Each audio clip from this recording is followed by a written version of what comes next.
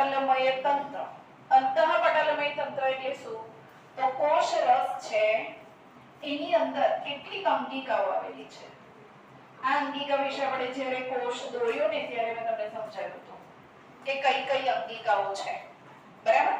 સૌથી પહેલા તો આપણે એવું કહીએ કે અહીંયા કોષ કેન્દ્ર આવેલું છે, પછી તો અંતઃકોષરસ જાળ આવેલી છે, બીજું શું આવેલું છે?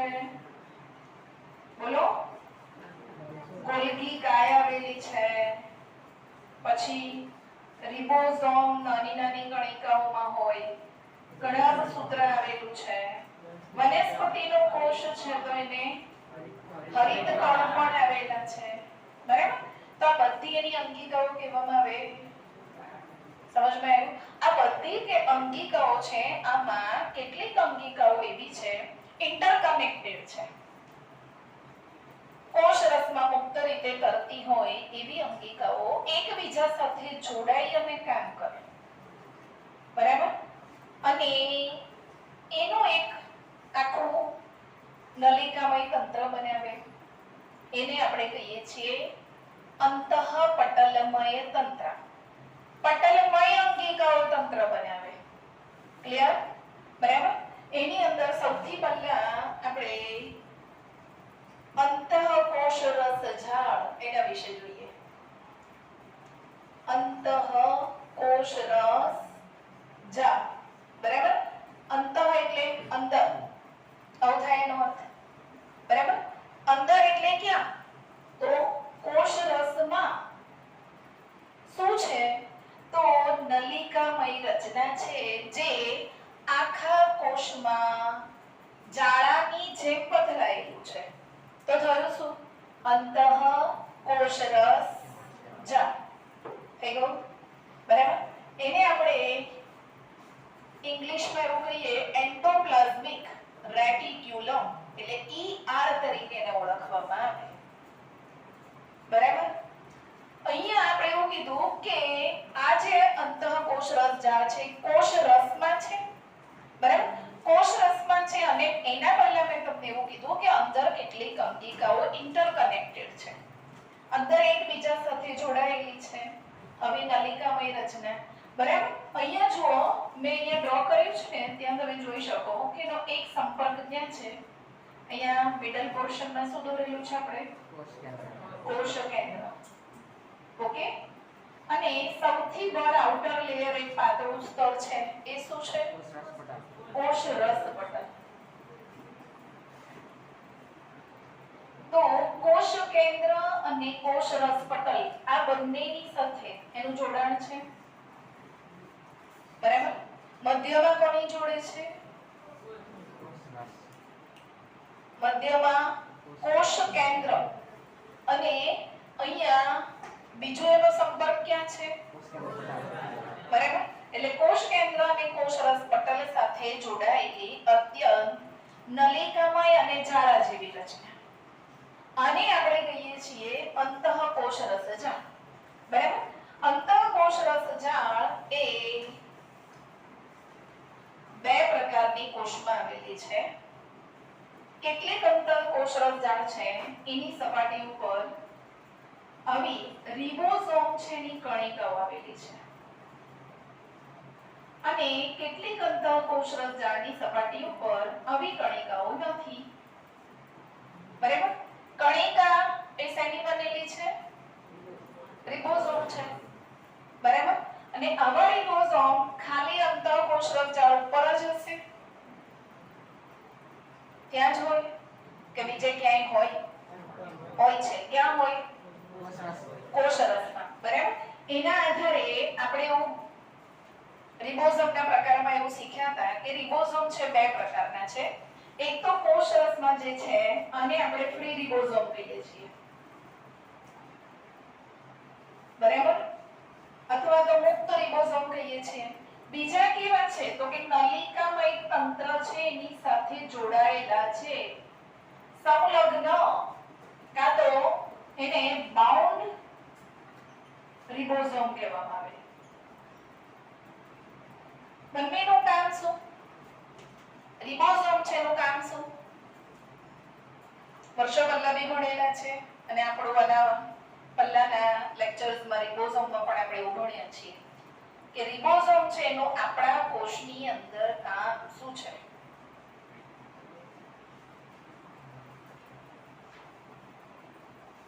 બસ ખાલી શો દેખાવનું છે. રિબોઝોમ છે એનું કામ એ પ્રોટીનનું સંશ્લેષણ છે. એટલે રિબોઝોમ છે એની સપાટી ઉપર પ્રોટીન બને એટલે આપણા કોષની અંદર પ્રોટીન બને છે. ઓકે બરાબર. કોષમાં જે ફ્રી રિબોઝોમ છે ત્યાં પણ પ્રોટીન બને અને જે અંતઃકોષરસ જાળની સપાટી પર છે ત્યાં પણ પ્રોટીન બને છે. બને છે ને બરાબર. એટલે પ્રોટીનનું સંશ્લેષણ સ્થાન કહેવાય. આપણે ભણવા ક્યાં આવીએ? સ્કૂલમાં. તો સ્કૂલ એ આપણા ભણવા માટેની એક પ્લેસ છે, એ જગ્યા છે. એમ પ્રોટીન ક્યાં બને? આપણે તમે ક્યાં જાઓ? સ્કૂલમાં. સ્કૂલ ક્યાં આવી? ગુરાવામાં આવી, બામરોલી રોડ પર આવી, આવું આપણે કહીએ. બરાબર. પણ ત્યાં ક્યાં સ્પેસિફિક કોઈ જગ્યા હોય ને ભણવા માટેની? રોડ પર તો આપણે ભણતા નથી. એમ અહીંયા આપણે બોલ્યા કે કોષમાં પ્રોટીન બને છે, પણ કઈ બાજુ બને? એનું સ્થાન તો હોવું જોઈએ. બરાબર. તો રિબોઝોમ જે છે એ એનું સ્થાન છે કે જ્યાં આગળ પ્રોટીનનું નિર્માણ થાય છે. ક્લિયર? બરાબર. ફ્રી રિબોઝોમ ત્યાં પણ થાય અને અંતઃકોષરસ જાળની સપાટી ઉપર આવેલા બાઉન્ડ રિબોઝોમ ત્યાં પણ પ્રોટીન બને છે. ઓકે. એટલે પ્રોટીનનું સંશ્લેષણ સ્થાન એ કયું? તો જ્યાં જ્યાં રિબોઝોમ ત્યાં ત્યાં પ્રોટીન. ઓકે. જ્યાં રિબોઝોમ નથી ત્યાં પ્રોટીન બનતું નથી. તો બે પ્રકારની અહીંયા રિબોઝોમની કણિકાઓ આવેલી છે. હવે એના પછીનો નેક્સ્ટ ક્વેશ્ચન એ આપણને એવો થાય કે રિબોઝોમ છે એની સપાટી ઉપર પ્રોટીન બને છે. તો આવું જે પ્રોટીન છે કેવું હશે? પ્રકાર તો બે છે. બરાબર. રિબોઝોમના પ્રકાર કેટલા છે? બે છે ને. તો બંને રિબોઝોમ છે એમાં કેવું પ્રોટીન બને? તો અહીંયા જે રિબોઝોમ છે એમાં જે પ્રોટીનનું સંશ્લેષણ થાય એટલે એની સપાટી પર બરાબર એ પ્રોટીન કોષની અંદર એની જરૂરિયાત હોય છે એવું પ્રોટીન. આનો અર્થ એવો થાય કે આ પ્રોટીન કોષમાં જ વપરાય છે. ક્લિયર? બીજું ક્યાં વપરાય? તો કે એની કોષરસ પટલ છે. આપણે એવું ભણ્યા છે કે કોષરસ પટલ શેનું બનેલું છે? લિપિડ અને પ્રોટીન. બરાબર. તો એ પ્રોટીન પણ ક્યાંથી પહોંચ્યું? આ ફ્રી રિબોઝોમમાંથી. ક્લિયર? તો કણિકામય પ્રોટીન કણિકામય કોષરસ જાળ એના ઉપર જે રિબોઝોમ આવેલા છે એ શું કરે? ખાલી શો નથી. તો એ પણ પ્રોટીન બનાવે, પણ એ પ્રોટીન ક્યાં જાય? તો કે કોષની બહાર કામ કરે છે. એટલે એક કોષની અંદર કામ કરે અને બીજું ક્યાં કામ કરે? કોષની બહાર. ક્લિયર? બરાબર. ઓકે. તો રિબોઝોમને આધારે હવે અંતઃકોષરસ જાળ છે એને આપણે જોઈએ તો બે પ્રકારની આપણને અહીંયા દેખાય છે. જેની સપાટી પર રિબોઝોમ છે એની સપાટી ખરબચડી લાગે કે નહીં? બરાબર. અને જેના ઉપર નથી એ લીસી લાગે. બરાબર. જેમ કે આપણે ઘરની અંદરની દીવાલ એને તમે ટચ કરો તો એની સરફેસ કેવી છે? એકદમ સ્મૂથ છે. ક્લિયર? અને આપણા ઘરની બહારની જે દીવાલ છે એના ઉપર રેતીના નાના નાના છાંટા હોય છે. એના ઉપર તમે આમ હાથ ફેરવો તો કેવું લાગે? ખરબચડું લાગે છે. ક્લિયર? એ ખરબચડું કેમ છે? તો એના ઉપર કણિકાઓ જેવું છે. એવી રીતે અહીંયા પણ અંતઃકોષરસ જાળ છે એ પણ બે પ્રકારની છે. એક તો છે કણિકામય, જેના ઉપર કણિકા આવેલી છે. કોની? રિબોઝોમની. બરાબર. રિબોઝોમની કણિકા જે અંતઃકોષરસ જાળ છે એની સપાટી પર હોય તો એવી અંતઃકોષરસ જાળ એ કણિકામય અંતઃકોષરસ જાળ કહેવાય. અને જેની સપાટી પર નથી આને આપણે શું કહીશું? કણિકા વિહીન બોલો અંતઃ કોષરસ જાળ. બરાબર. અને આપણે શું કીધું એન્ડોપ્લાઝમિક રેટિક્યુલમ. રેટિક્યુલમ એટલે જાળ, એન્ડો એટલે અંદર, પ્લાઝમિક એટલે પ્લાઝમા સેલ મેમ્બ્રેન એટલે કે કોષરસ પટલ એવું આપણે કહીએ છીએ. બરાબર. અને અંદર આવેલો કોષરસ અને આપણે શું બોલીએ છીએ પ્લાઝમા બોલીએ છીએ. ક્લિયર? તો અંદર છે ક્યાં કોષરસમાં છે એન્ડોપ્લાઝમિક જાળા જેવું છે. જાળું એટલે શું રેટિક્યુલમ. એટલે એન્ડોપ્લાઝમિક રેટિક્યુલમ એને કહેવામાં આવે. અહીંયા કણિકામય છે એટલે રફ દેખાય આપણને એની સપાટી. ક્લિયર? એટલે એને કહેવામાં આવે છે રફ એન્ડોપ્લાઝમિક રેટિક્યુલમ. જેના પર છે જ નહીં એની સપાટી કેવી લાગે એકદમ સ્મૂથ. બરાબર. અને એટલે એને કહેવામાં આવે સ્મૂથ એન્ડોપ્લાઝમિક રેટિક્યુલમ. અંતઃકોષરસ જાળ એમાં બે પ્રકાર થયા. એક કણિકામય, બીજું કણિકાવિહીન. બંનેનું કામ જુદું છે. કારણ કે અહીંયા આપણે એવું કીધું કે પ્રોટીન બને છે ક્યાં તો રિબોઝોમની સપાટી પર. પણ જ્યાં આગળ રિબોઝોમ નથી તેનું શું? બરાબર ને? બે પ્રકારની છે. આખા કોષરસમાં જ ફેલાયેલી છે. કેટલીક જગ્યાએ રિબોઝોમ હશે, કેટલીક જગ્યાએ નહીં પણ હોય. જ્યાં હશે ત્યાં તો કોઈ ક્વેશ્ચન આવતો જ નથી. કારણ કે ત્યાં આગળ બને શું તો એ પ્રોટીનનું સંશ્લેષણ કરે છે, પ્રોટીનનું નિર્માણ કરે. પણ જ્યાં આગળ રિબોઝોમ નથી તો એ શું કામ કરે? તો એ પણ બેકાર નથી. બરાબર. ખાલી બેસી રહીને એ શું કહેવાય રોટલા તોડતા નથી. બરાબર. એ બી કામ કરે છે. શું કામ કરે? તો લિપિડનું સંશ્લેષણ કરે. તો લિપિડનું સંશ્લેષણ સ્થાન કયું થયું? બોલો તો કઈ અંતઃકોષરસ જાળ? કણિકાવિહીન. એટલે કઈ કહેવાય? SER.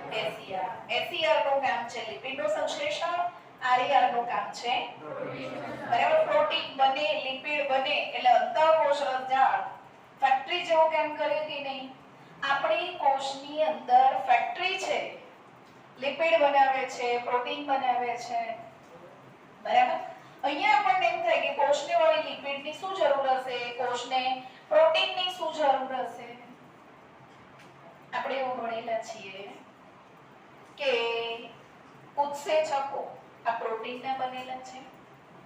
કોષની અંદર કેટલીક ચયાપચય પ્રક્રિયાઓ થાય છે કાં તો જૈવિક પ્રક્રિયાઓ થાય. બરાબર. જૈવિક પ્રક્રિયા એટલે શું? તો જીવંત રહેવા માટે જરૂરી જે પ્રક્રિયાઓ છે આ જૈવિક પ્રક્રિયા કહેવામાં આવે. સજીવ દ્વારા થાય છે. સજીવ છે તો જ કોષ છે. બરાબર. અને કોષ દ્વારા થઈ એટલે એને જૈવિક પ્રક્રિયા કહેવામાં આવે. આવી જે જૈવિક પ્રક્રિયાઓ જે કોષમાં થતી રહેલી છે એ જૈવિક પ્રક્રિયાઓ કરવા માટે એને ઉત્સેચકોની જરૂર પડે. બરાબર. અને ઉત્સેચકો હંમેશા શેના બનેલા છે? પ્રોટીનના બનેલા છે.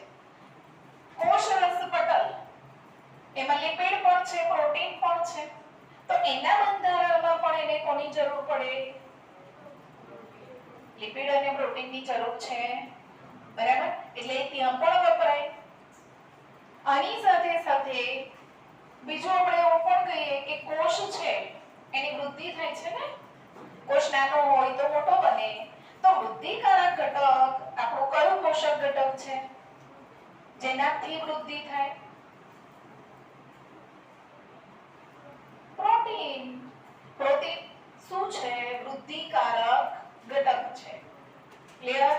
બરાબર. તો વૃદ્ધિ કોષની પણ વૃદ્ધિ થાય છે તો કોષમાં જરૂરી છે કે નહીં? બરાબર. તો હવે એ તો કોણે કર્યું કામ? તો ફ્રી રિબોઝોમે કર્યું. બરાબર. તો આ બધા નકામા છે? ના, એનું પણ કામ છે. શું કામ કરે? તો તમે યાદ કરો, તમે ભણીને આયા છો પાચન તંત્ર. પાચન તંત્ર એમાં ઉત્સેચકો હોય છે અંતઃસ્રાવો હોય છે બરાબર આપણા બોડીની અંદર જ્યાં આપણા તંત્રો કામ કરે છે ત્યાં ઉત્સેચકો પણ કામ કરે ત્યાં અંતઃસ્રાવ પણ કામ કરે છે તો ઉત્સેચકો અને અંતઃસ્રાવ પ્રોટીનના બનેલા છે બરાબર તો એ ઉત્સેચકોને બનાવવા માટે પ્રોટીન જોઈએ અંતઃસ્રાવને બનાવવા માટે પણ પ્રોટીન જોઈએ એટલે હવે એને બહાર મોકલવા પડે બરાબર એટલે અહીંયા ચાલો પ્રોટીન બનાવી દીધું કોણે બનાવ્યું અંતઃકોષરસજાળની સપાટી ઉપર આવેલું જે રિબોસોમ છે એ રિબોસોમે પ્રોટીન બનાવ્યું જરૂર ક્યાં છે તો કે ચલો હવે આંતરડામાં જે ઉત્સેચકોને મોકલી રહ્યું છે સ્વાદુરસ દ્વારા એટલે સ્વાદુપિંડ યાદ કરો પાસ્ટને બરાબર તો ત્યાં આગળ આપણે એવું ભણ્યા છે કે ઉત્સેચકો બધા જ પ્રકારના જે આપણા પાચક રસમાં છે એ પાચક રસ કયો સ્વાદુરસ છે ને બધા પાચક ઉત્સેચકો ત્યાં છે જે સ્વાદુરસને સ્વાદુપિંડમાંથી આંતરડાનો શરૂઆતનો ભાગ જેને પકવાશય કહેવાય છે એમાં ઠાલવે છે એટલે ત્યાં પણ એને ઉત્સેચકોની જરૂર પડી કે નહીં એટલે અહીંયા અંતઃકોષરસજાળ એ પ્રોટીનને બહાર ફેંકે ભાઈ અહીંયા તમારું કામ નથી તમારું કામ બીજી જગ્યાએ છે ત્યાં પહોંચો બરાબર એટલે રસ્તો બહુ દૂરનો છે પણ જવું તો પડશે એમ કે ના અમે તો અહીંયા જ કામ કરશું અમારે તો આટલી નાની જગ્યા એમાં અમે તો કામ કરી લઈશું અમે તો ત્યાં રહી લઈશું બરાબર પણ ત્યાં એમની જરૂર નથી એટલે કોચ કે અહીંયા નહીં ભાઈ તમારું કામ બીજી જગ્યાએ છે ત્યાં પહોંચો ત્યાં કામ અટકી જશે તો આપણું બોડી જ અટકી જશે થાય કે નહીં બરાબર એટલે સ્વાદુપિંડ છે એને ઉત્સેચકો બનાવવા પડશે તો પછી એને જરૂર કોની થઈ પ્રોટીનની જરૂર પડી અને એ પ્રોટીન એને લાવવાનું ક્યાંથી તો કે કોષમાં છે ઢગલો છે આખું નલિકામય તંત્ર એ કોષમાં ફેલાયેલું છે એક કે બે નથી જાળાની જેમ છે એટલે પ્રોટીનનું પ્રોડક્શન ફટાફટ થયા કરે બરાબર ફેક્ટરી છે ત્યાં પ્રોટીનને બનાવવાની અને એટલા માટે પ્રોડક્શન પણ વધારે પ્રોડક્શન જે વધે છે ત્યાં આગળ એ એનો મુખ્ય સ્ત્રોત કહેવાય એટલે જ્યાં એને જરૂર પડી ત્યાંથી મંગાવી લીધું એટલે કોષે આવું જે પ્રોટીન છે ક્યાં તો જે એસીઆર ઉપર નિર્માણ થાય છે એની વાત ક્લિયર તો એ એસીઆર ઉપર નિર્માણ થયેલું પ્રોટીન એને ક્યાં ફેંકે કોષની બહાર ફેંકે બરાબર જ્યાં એની જરૂરિયાત છે ત્યાં આગળ અંતઃસ્રાવોના નિર્માણ માટે ઉત્સેચકોના નિર્માણ માટે આ પ્રોટીન એ ત્યાં વપરાય ક્લિયર બરાબર આમ મુખ્યતઃ જે આરઈઆર છે એનું કામ પૂરું થયું પછી આવે એસઈઆર બરાબર એસઈઆર એટલે શું તો આપણે કીધું સ્મૂથ એન્ડોપ્લાઝમિક રેટિક્યુલમ અથવા તો કણિકા વિહીન અંતઃકોષરસજાળ બરાબર કણિકા નથી તો શું થયું રિબોસોમ નથી તો શું થયું બીજું ઓપ્શન છે આપણી પાસે એટલે શું કરે તો કે ચલો કણિકામાં એ તો પ્રોટીન બનાવી દીધું આપણે લિપિડ બનાવશું આપણે પણ ફેક્ટરી છે બરાબર એમાં પણ પ્રોડક્શન ચાલુ છે એટલે અહીંયા કોનું થયું તો લિપિડનું સંશ્લેષણ થયું એટલે લિપિડનું સંશ્લેષણ સ્થાન ક્યાં આગળ બોલો SER કણિકા વિહીન અંતઃકોષરસજાળ બરાબર લિપિડની જરૂરિયાત અને કોષરસ પટલને પણ છે કોષરસ પટલ બનાવવાનું છે એની અંદર 40% લિપિડ અણુઓ છે બરાબર એટલે લિપિડ જોઈએ જે એને અહીંયાથી જ મળી રહેશે બરાબર આ સિવાય આપણો પાસ્ટની અંદર નીટમાં એક ક્વેશ્ચન પૂછાયેલો છે કે પ્રોટીન છે એનું મોડિફિકેશન ક્યાં થાય બરાબર એટલે શું સપોઝ સમજો એમાં આપણે એવું કહીએ એની શરૂઆત બરાબર એટલે શું તો કપડું ક્યાં બને? તો આપણે કહીએ ફેક્ટરીમાં બને. બરાબર? પછી કપડું બનાવ્યા પછીથી થોડું ઘણું એમાં ચેન્જીસ થાય અને તે એટલે શું? તો કે નોર્મલ કોઈ એક ડ્રેસ બને. ચાલો કુર્તા બને છે. બરાબર? તો એને નોર્મલી સીવી કાઢ્યું. પછી તો કે સીવવાનું કામ છે એ દરજી કરે છે. બરાબર? પછી માત્ર આટલું કામ નથી. એના ઉપર બટન લગાવવાના હોય, એના પર ટેસલ લગાવવાના હોય, કાં તો એમ્બ્રોઇડરી કરાવવાની હોય. આ બધું કામ થયું કે નહીં? આ મોડિફિકેશન. એના પછીનો શણગાર ઇન શોર્ટ. બરાબર કે નહીં? બની ગયું, પ્રોટીન બન્યું, લિપિડ બન્યું, એટલે ચલો આ તો બની ગયું, કપડું સીવાયું એમ સીવાઈ ગયું. પછી એના ઉપર જે મોડિફિકેશન ચાલુ થાય એ શરૂઆત છે એ કોણ કરે? તો અંતઃકોષરસ જાળ બહુ ઓછી ક્વોન્ટિટીમાં કરે છે. બરાબર? અને તે શું કરશે? તો કે પ્રોટીન તો બનાવે છે. પ્રોટીન કેવું હોય? તો સપોઝ અહીંયા આપણે કીધું કે ચલો આ રિબોઝોમની કણિકા છે, એના ઉપર પ્રોટીનનું નિર્માણ થાય એટલે કે સરળ પ્રકારનું પ્રોટીન બને છે. બરાબર? સરળ પ્રકારનું પ્રોટીન એ અહીંયા આખું જે નલિકામય તંત્ર છે એમાંથી એ પસાર થાય અને એમાંથી આપણે એવું કીધું કે કોષરસ પટલમાંથી બહાર જાય. ક્લિયર? બરાબર? ત્યારે જે સરળ બનેલું પ્રોટીન છે એ કેવું બને? તો કે થોડુંક એની અંદર પણ ફેરફાર આવે, સ્ટ્રેટ નહીં હોય પછી. બરાબર? એટલે અહીંયા એની રચનામાં ફેરફાર આવ્યો કે નહીં? ઓકે? બરાબર? એટલે આ પ્રમાણે અહીંયા કોષરસ જાળ એટલે કે નલિકામય રચનામાંથી પસાર થઈ અને એ પહોંચે. હવે એને ત્યાં મળી ગયો ગ્લુકોઝ, કાર્બોહાઈડ્રેટ મળ્યો. એટલે કાર્બોહાઈડ્રેટ પણ એમ કે તારી સાથે હું પણ આવું, મારે બી આવવું છે. બરાબર? આ કોષરસ સ્તર છે એમાંથી બહાર આવવું છે. ઘણીવાર આપણું એવું થાય બહાર ફરવાનું મન થાય, બહુ બધા કોઈ લેક્ચર્સથી કંટાળી ગયા હોય એટલે આપણે બહાનું કાઢી દઈએ કે આને નોટ નથી એટલે તું બહાર, હું પણ નથી લાગી એટલે હુંય બહાર, એટલે તારી સાથે હુંય. બરાબર? એમ અહીંયા પ્રોટીન તો બહાર આવે છે, એને રસ્તામાં ગ્લુકોઝ મળ્યો, એણે કીધું ઓકે કોઈ પ્રોબ્લેમ નહીં, લંબી है डगर रास्ता है दूर का, साथ में तो कोई चाहिए तो भी चल. બરાબર? એટલે સાથે લઈ લીધો. એટલે હતું તો પ્રોટીન, એની સાથે એણે કાર્બોહાઈડ્રેટ ને લઈ લીધું. બન્યું શું? ગ્લાયકોપ્રોટીન. પછી લિપિડ હે. લિપિડ કે અલા આપણે તો એક જ જગ્યાએ છીએ. ખાલી ફેર એટલો છે કે અંતઃકોષરસ જાળની સપાટી ઉપર રિબોસોમ છે તો પ્રોટીન બનાવ્યું, પણ જે નથી ત્યાં લિપિડ તો બને છે ને. એટલે આપણે બંને એનો બોન્ડ સ્થાન કોઈ એક જ જગ્યા છે, મારે પણ સાથે આવવું છે. બરાબર? એટલે એને કીધું તું બી ચાલ. એટલે બન્યું લિપોપ્રોટીન, લિપિડ સાથે જોડાય. આ શું છે બોલો? ચલો. હા, લિપોપ્રોટીન અને ગ્લાયકોપ્રોટીન જૈવિક અણુ વાળું આપણું ચેપ્ટર ચલાવ્યું હતું ત્યારે મેં તમને કીધું છે. લિપિડ આખું આપણે ભણી ગયા છીએ. ઓકે? લિપિડના કેટલા પ્રકાર? રાઈટ. કયા? જટિલ લિપિડ, સાદું લિપિડ અને સેલ્યુલર. યસ. તો આ જે ગ્લાયકોપ્રોટીન અને લિપોપ્રોટીન આવે એ શામાં આવે? કયા પ્રકારમાં આવે?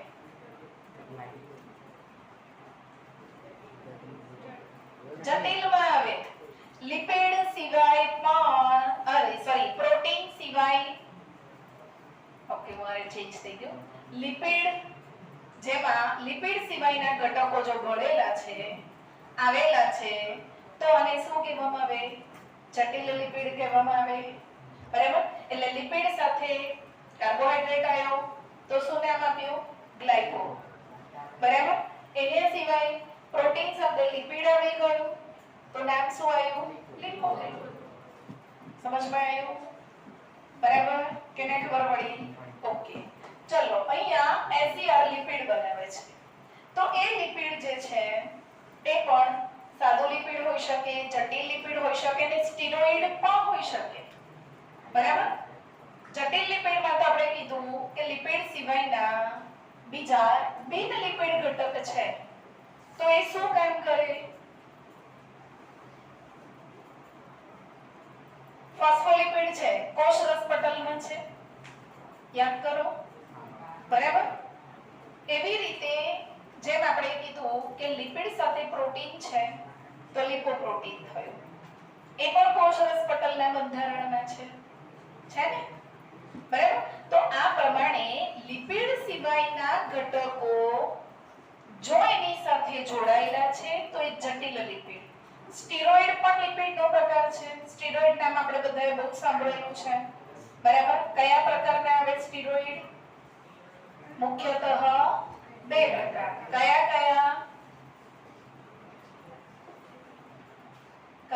આવે? સ્ટેરોલ અને સ્ટેરોન. સ્ટેરોલ એટલે કોણ? આર્ગોસ્ટેરોલ, કોલેસ્ટેરોલ. કોલેસ્ટેરોલ નામ તો બહુ પ્રચલિત હે ને, તો એ સ્ટીરોઇડ છે. પછી બીજું કયું? સ્ટેરોન. Testosterone, progesterone, estrogen. આ બધા શું છે? અંતઃસ્રાવો છે ને, જાતીય અંતઃસ્રાવ કહીએ. તો એ લિપિડના છે, પણ કયા પ્રકારનું? સ્ટીરોઇડ. સમજમાં આવ્યું? તો બધા માટે એને જોઈશે. લિપિડ જોઈએ કે નહીં? એટલે એની ફેક્ટરી ક્યાં? કોષરસમાં ક્યાં? અંતઃકોષરસ.